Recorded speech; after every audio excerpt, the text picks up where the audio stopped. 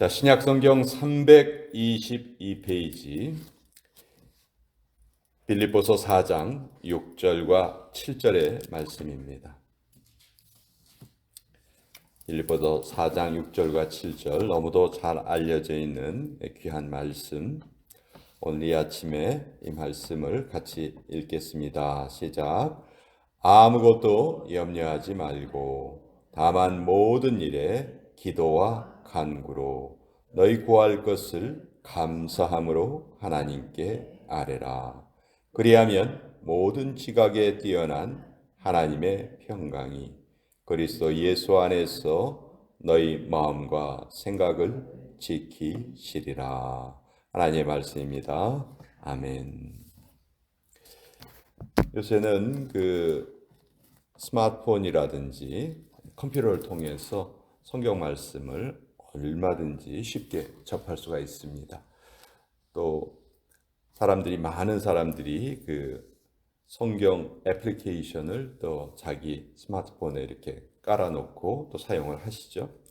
이제 연말이 되면은 1년 동안 가장 많은 성도들이 찾아봤던 성경 구절이 무엇인가, 그걸 또 발표하는 그런 사이트도 있습니다. 한국인들이 좋아하는 성경 구절 10가지 이런 식으로 해서 이제 기독신문에서 발표를 하곤 하죠. 근데 항상 해마다 가장 1위 아니면 2위를 차지하는 구절이 바로 이 빌립보서 4장 6절과 7절의 구절입니다. 우리 한국 분들이 가장 사랑하고 가장 많은 은혜를 받고 또 가장 많은 기쁨을 누리는 구절이 빌립보서 4장 6절과 7절인데요. 빌립보서 자체가 기쁨의 서신이라고 불리죠. 가장 힘들고 열악한 상황에서 하나님께 드리는 기쁨을 말하고 있는 그런 서신서가 이 빌립보서인데, 오늘 말씀에는 염려라는 말이 등장을 합니다. 아무것도 염려하지 말아라. 사실 우리가 살아가면서 염려를 안 하고 살 수만 있다면 얼마나 좋을까. 현대인들에게 가장 많이 퍼져 있는 질병 중에 하나가 이제 우울증이라는 것이죠. 교통사고로 인한 사망자보다도 우울증으로 인한 사망자가 더 많다, 그런 통계도 있습니다. 성경은 이 우울증을 잠언서에서 이렇게 말해요. 마음의 즐거움은 얼굴을 빛나게 하여도 마음의 근심은 심령을 상하게 하느니라. 우리의 심령을 상하게 하는 것이 바로 염려입니다. 그래서 우리는 사실 염려라는 것이 우리의 생각에서 비롯되거든요. 그래서 우리의 생각을 잘 관리해야 한다. 그것을 말씀을 통해서 이렇게 해서 깨닫게 되죠. 염려라는 것 때문에 얼마나 많은 일들이 벌어지는지 모릅니다. 염려는 마치 병균과 같다고 해요. 눈에는 보이지 않지만 그 병균이 내 몸속에 들어오면 나를 갉아먹고 병들게 하고 쓰러뜨리죠.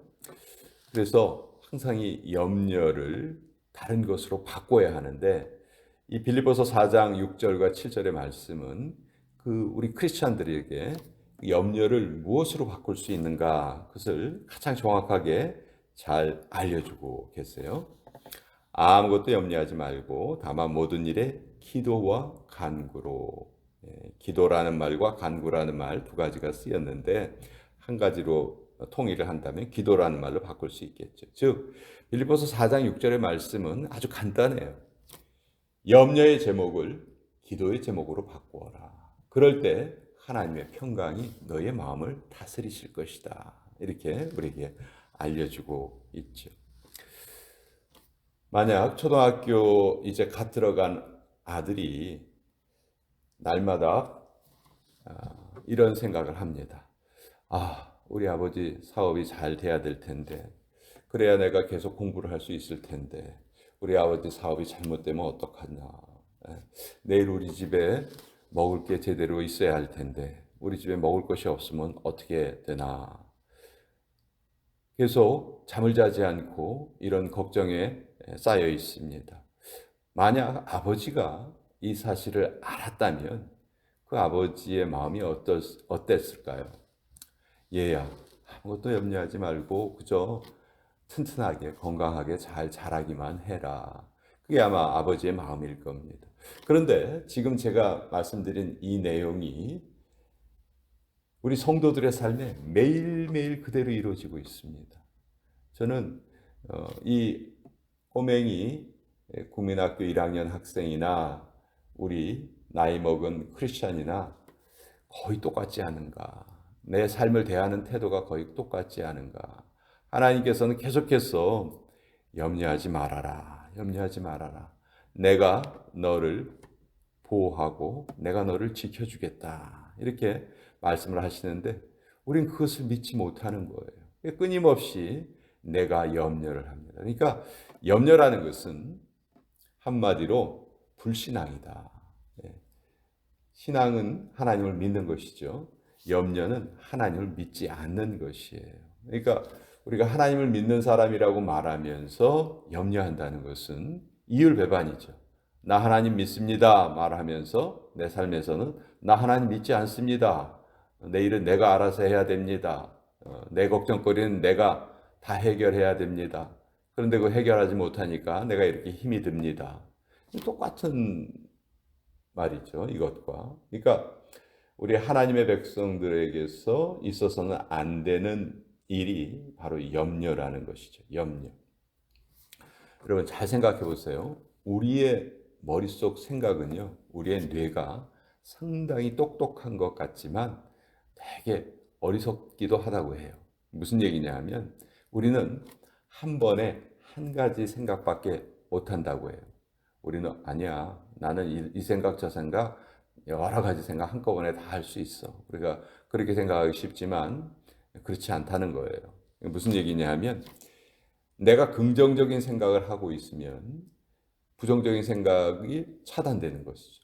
반대로 내가 부정적인 생각을 하고 있다면 긍정적인 생각이 또 차단되는 거예요. 그러니까 우리의 생각은 한 번에 한 가지밖에 못 한다는 것이죠. 그러니까 미움을 생각하고 있으면 사랑이 없어져 버리는 거죠. 반면에 우리가 사랑을 생각하고 있다면 미움이 사라지는 거예요. 이 두 가지가 함께 공존할 수 없다는 것이죠. 그래서 우리가 우리의 염려를 바꾸는 방법이 이제 나와 있는데 아무것도 염려하지 말아라. 대신 기도하면 된다. 근데 기도의 자세가 또 나와 있죠. 감사함으로 하나님께 아뢰어라. 감사함으로 하나님께 아뢰어라. 왜 그냥 아뢰어라 해도 될 텐데 감사라는 말이 여기에 붙어 있을까요? 사실 바울의 지금 이 상황은 로마의 가택연금을 당하고 있는 것 같거든요. 그때 쓰여진 서신서라고 우리가 추정을 하고 있어요.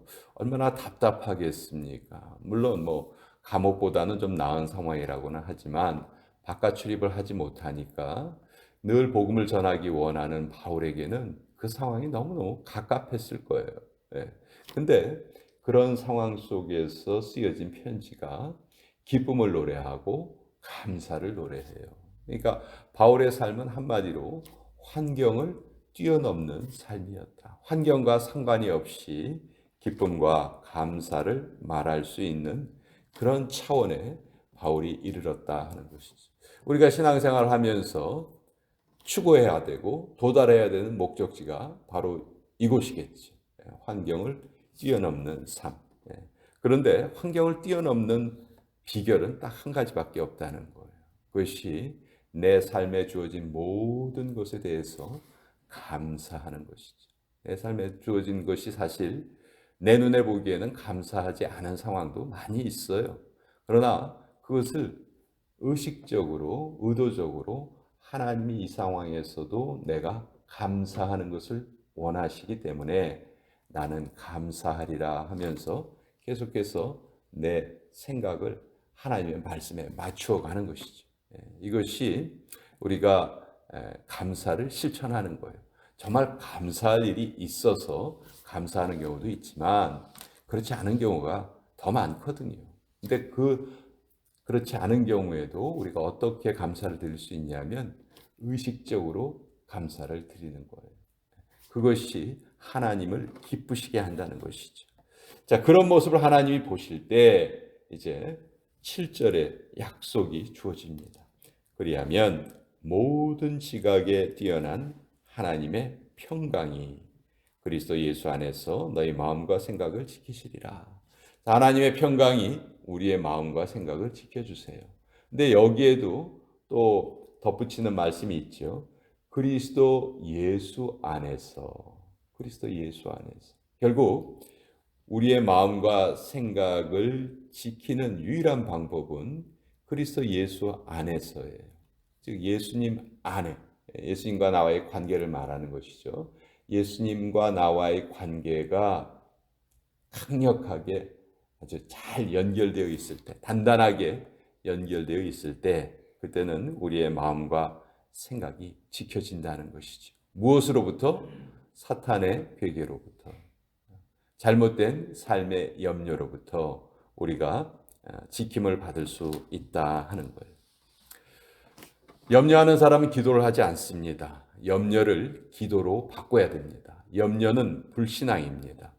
여러분 우리가 늘 미국에서 살면서 자동차를 운전하고 다니죠. 근데 여러분 잘 생각해 보세요.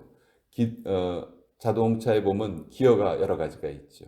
기어를 만약 뉴트럴, 중립으로 놓는다면 아무리 우리가 차를 움직이려 해도 엑셀레이터를 밟아도 차가 전진하지 않습니다. 지금 우리가 믿음 생활의 기어를 중립에 놓고 있는 것은 아닌가. 중립에 놓고 있으면서 애를 쓰면서 앞으로 나아가려고 하는 거 아닌가. 그러면은 아무리 애를 써도 앞으로 나갈 수가 없는 거예요. 결국 기어를 전진으로, 드라이브로 바꿔야 되겠죠. 그것이 바로 우리에게 기도의 역할이다. 우리가 염려에 빠져 있다는 것은 뉴트럴에 우리 기아를 놓고 있는 것과 똑같아요. 그렇게 염려하고 있는 상황에서는 아무것도 이루어지지 않습니다. 우리가 염려한다고 뭐 하나 바뀌는 게 없어요. 근데 괜히 시간만 허비하는 것이죠. 그때 그 염려를 기도로 바꿨을 때, 그때가 바로 우리 믿음 생활의 기어가 뉴트럴에서 드라이브로 바뀌는 순간이에요. 그럴 때 우리의 믿음 생활은 계속 전진하게 된다 하는 것이죠. 그래서 오늘 이 말씀을 통해서 우리는 염려를 극복하는 유일한 방법이 기도라는 것을 알게 되고, 의도적으로 기도할 수 없는 상황에서도 의도적으로, 의식적으로 우리가 감사를 드리는 삶을 살아야 한다. 아무리 힘들어도요, 우리가 살아있음에 대해서 감사할 수 있습니다. 그것이 어제 이 세상을 떠난 사람들이 가장 누리고 싶었던 삶이 살아있는 생명이거든요. 근데 오늘 우리가 그것을 누리고 있다는 것이죠. 그렇다면 다른 모든 염려를 그 한 가지 사실만으로도 다 뒤덮을 수 있다 하는 것이 우리 믿음의 고백입니다. 자, 오늘 빌립보서 4장 6절과 7절의 말씀도 같이 나누어 보았습니다.